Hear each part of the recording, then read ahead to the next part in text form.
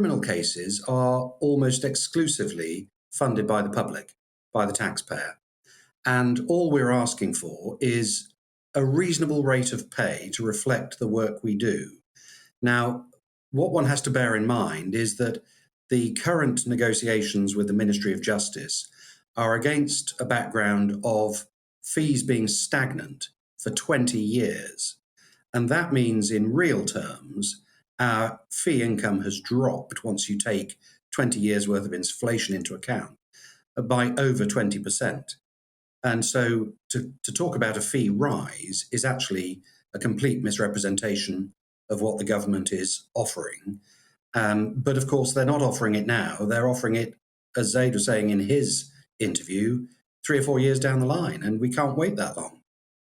I read a book recently by the secret barrister. I can't remember what it's called. I think it was his second book. And I was shocked at just how... It was a great chronicle of the life of a lawyer and how little they get paid and how stressful it is. And I felt so sorry for people who are criminal barristers. But if it is paid, by us, the taxpayers, is there really any way around it? Because sadly, there isn't money to go around for everybody who wants it. Well, there's not, and we can't just, pluck money out of thin air.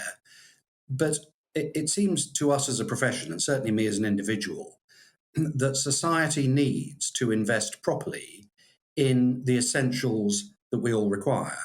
Nobody complains about money being invested in the National Health Service. Nobody complains about money being invested to provide good state education. And nobody complains about money being invested to defend our shores. They are all things that society are entitled to expect.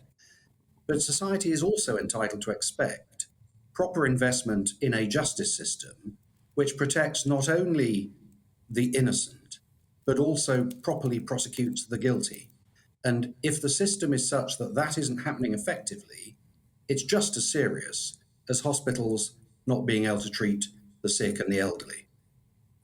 Yes, indeed. No, absolutely. And, yeah, it is a bit of a misconception, isn't it, that, all lawyers, all barristers are paid a huge amount of money. Obviously, the criminal element of it is arguably the least well-paid side of it, isn't it, really? But what's it like in reality in terms of how, do you have to do it for a few years and then you do earn the big bucks? You can't all